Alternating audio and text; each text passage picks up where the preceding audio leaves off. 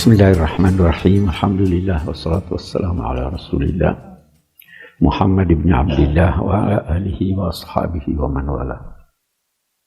Bapak-bapak, ibu-ibu, saudara-saudara sekalian, assalamualaikum warahmatullahi wabarakatuh. Kita malam ini akan berbicara tentang puasa. Puasa ini atau menahan diri atau apapun kita mau namakan, itu sebenarnya dikenal oleh agama-agama besar, bahkan oleh masyarakat umat manusia sampai sekarang. Ada tulisan Abbas Al-Aqad, seorang cendekiawan Mesir kenamaan almarhum. Dia katakan, putra-putri abad ke-20 ini melakukan upaya menahan diri untuk tidak melakukan sesuatu yang biasanya dilakukan. Dia bicara tentang agama Kristen kenal puasa. Apalagi Katolik. Protestan walaupun tidak mewajibkan puasa, tapi dia menganjurkan puasa. Agama-agama begitu. Buddha, Hindu, semua ada puasanya. Walaupun tidak sama dengan puasa kita. Kalau masyarakat Mesir kuno tidak boleh makan gandum, ada masyarakat yang tidak boleh ada sesuatu yang masuk melalui tenggorokannya walaupun ludahnya. Susahnya ini. Ya, karena ada pandangan tentang puasa bahwa itu untuk menyiksa diri. Menyiksa diri, melatih diri untuk tersiksa, sehingga jika datang musibah atau siksaan, kita sudah terbiasa. Itu ada yang begitu. Itu tadi, menjauhkan diri dari kesenangan, dari kebutuhan. Orang-orang Meksiko, kata Al-Aqad, itu kalau ada orang mati, ada keluarganya yang mati, dia puasa. Yahudi juga begitu. Dulu pada masa Nabi Daud, Yahudi mengenal puasa 40 hari. Itu Nabi Musa, waktu mau itu kan 40 hari. Tetapi orang-orang Yahudi sekarang sudah tidak kenal puasa secara umum kecuali 1 hari. Itu Yom Kippur. Yom Kippur. Itu kita bicara nih, Yom Kippur itu hari yang mereka anggap hari pertobatan dan hari damai. Kita menyimpang. Mesir itu menang lawan Israel karena dia serang pada Yom Kippur. Itu serangan betul-betul mendadak. Tidak diduga, mereka puasa waktu itu. Jadi agama-agama mengenal puasa. Di abad 20 ini banyak yang puasa. Protes, ada enggak? Mogok makan. Puasa itu menahan diri. Iya kan? Ibu-ibu mau langsing. Puasa. Jadi puasa itu ada. Dan orang selalu berkata ada manfaat puasa. Tetapi buat umat Islam intinya puasa itu menahan gejolak nafsu. Bukan menjauhi, hanya ditahan. Itu nanti sebabnya kita akan lihat. Kita tidak makan, tidak minum, tidak hubungan seks. Itu dari segi hukumnya. Hanya di siang hari. Malam hari, bagaimana? Boleh enggak hubungan seks? Disuruh. Ya kan? Wahilla lakum lailatas siyam arrafathu ila nisaikum hunna libasun lakum wa antum libasun lahunna. Alimallahu annakum kuntum takhtanuna anfusakum fataba alaikum. Al-ana basyiruhun. Nah sekarang ayo lakukan itu. Iya kan? Karena Kita hanya mengendalikan keinginan ini. Jadi saya kembali lagi berkata, kalau Anda cuma puasa, tapi tidak ada upaya untuk mengendalikan keinginan Anda, itu substansi puasa Anda tidak dapatkan. Nah itu sebabnya tidurnya, ini yang paling banyak kan itu toh. Habis sahur, tidur. Masih bagus kalau habis subuh. Tidur bangunnya. Itu bukan puasa itu. Tidak ada imsak. Baik, mari kita lihat bagaimana Allah Subhanahu wa Ta'ala menyampaikan tentang kewajiban puasa itu. Itu menarik sekali itu ayat. Dia katakan, ya ayyuhalladzina amanu. Wahai orang-orang yang beriman. Dia tidak katakan, ya ayyuhal mu'minun. Orang yang punya iman walau sedikit, diajak ayo puasa. Kalau mukmin kan itu kita pernah terangkannya, mukmin itu orang yang sudah mantap imannya. Kutiba alaikumus syiyam. Diwajibkan kepada kamu syiyam. Allah tidak berkata saya wajibkan kepada kamu. Allah tidak berkata sesungguhnya Allah memerintahkan kamu berpuasa. Kutiba, diwajibkan kepada kamu.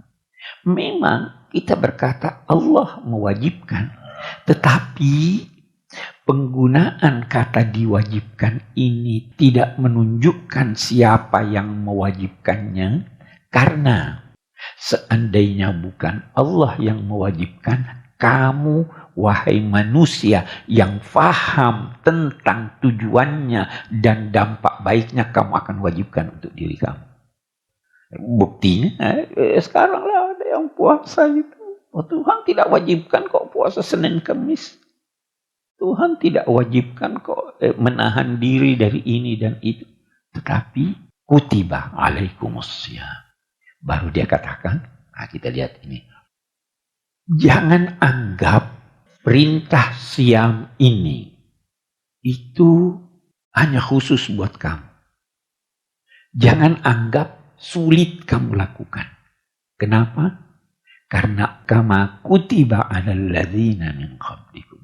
Sebagaimana orang-orang dulu sudah puasa. Baru dia katakan, itu bukan untuk kepentingan Tuhan. Tapi itu untuk kepentingan kamu. La'allakum tattaqun. Supaya kamu terhindar dari segala sesuatu yang dapat membawa bencana untuk kamu. Jadi bukan buat Tuhan. Nanti kita baca itu as-saumu li. Kan ada itu hadis ya. Puasa untukku. Bukan untuk Tuhan itu puasa. Itu harus diterjemahkan secara benar itu. Sebenarnya dari satu sisi semua ibadah hendaknya kita lakukan demi karena Allah, bukan cuma puasa. Ya kan? Nanti kita lihat apa maknanya itu. Puasa untukku. Kita lihat dulu ayatnya supaya saya tidak lupa. Kutiba alaikumussyam kama kutiba 'alal ladzina min qablikum la'allakum tattaqun. Itu puasa tidak sepanjang tahun. Tidak ringan lagi nih. Ayyama, hari-hari yang kamu bisa hitung tidak lebih dari 30 hari. Bisa jadi cuma 29. Ayyama ma'dudat. Baru apa lanjutannya? Orang kana minkum maridan aw ala safarin fa'iddatun. Tidak otomatis selama bulan Ramadan kamu harus puasa. Siapa yang sakit boleh tidak puasa. Siapa yang dalam perjalanan boleh tidak puasa. Yang penting dia hitung berapa hari dia tidak puasa baru. Jadi tidak memberatkan. Karena kalau kamu dalam perjalanan, itu nanti dibahas oleh ulama, perjalanan apa tuh? Mau Jujur, terserah Anda. Dia tidak katakan 70 kilo, 80 kilo. Mau sakit, sakit apa? Saya kena pisau, luka. Sakit enggak itu? Boleh enggak puasa. Tetapi agama itu nurani. Ukurlah. Oh, ini saya nggak bisa benar ini. Ini perjalanan memang ini. Ya kan? Tuhan tidak berkata safar ini sakit ini terserah kamu, ukur dirimu. Mau tidak puasa silakan, tapi kalau sudah sembuh bayar utang. Man kana minkum maridan aw ala safarin fa iddatum min ayyam. Kita lihat sekarang ini. Coba kita lihat ayat ini baik-baik. Siapa di antara kamu yang dalam perjalanan atau sakit, maka hitunglah, yakni hari-hari dia tidak berpuasa, untuk dia berpuasa pada hari yang lain. Nah, perintah atau tidak ini? Disuruh hitung atau tidak? Kalau begitu, kalau orang dalam perjalanan itu wajib puasa atau tidak? Tidak wajib.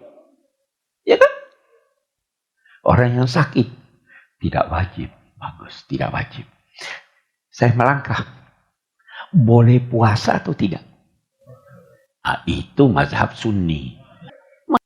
Mazhab Sunni berkata bahwa di situ ada kurung. Siapa yang sakit atau dalam perjalanan dan dia tidak berpuasa waktu itu, ada kata-kata dan dia tidak berpuasa. Nah, di sini kita meluas sedikit. Di sini dibahas oleh ulama. Itu tidak puasa dalam perjalanan karena letih atau karena perjalanan. Beda ya. Saya dari Jakarta ke Surabaya dalam perjalanan atau tidak? Oke. Letih atau tidak? Belum tentu. Kalau Anda tidak letih, boleh tidak puasa atau tidak? Di sini masalahnya. Iya kan? Masalahnya di situ.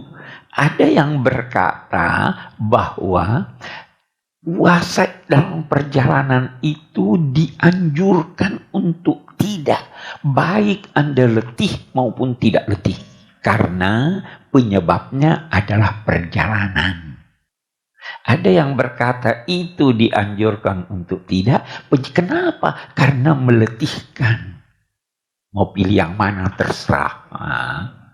Al-Quran tidak jelaskan. Nabi pun beberapa hadis berkata, laisa minal birri siyamu fis safar. Bukanlah suatu kebajikan orang yang berpuasa dalam perjalanan. Tapi ada yang berkata, perjalanan dulu beda dengan sekarang. Ya kan? Tapi tidak usah dipersoalkan.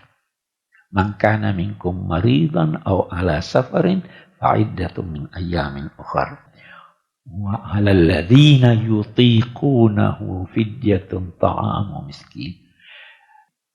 Allah seakan-akan berkata begini, saya sudah beri kamu kemudahan soal puasa. Bukan hal baru. Cuma beberapa hari yang kamu dapat hitung. Kalaupun kamu dalam perjalanan atau sakit, boleh tidak puasa. Nah, baru ya. Wa 'alal ladzina yutiqunahu fidyatun ta'amu miskin. Orang-orang yang merasa sangat berat kalau berpuasa, dia boleh tidak puasa, bayar fidyah saja. Berat enggak ini puasa? Kalau Anda merasa berat puasa, tidak usah puasa. Tidak usah diqadha, bayar fidyah saja.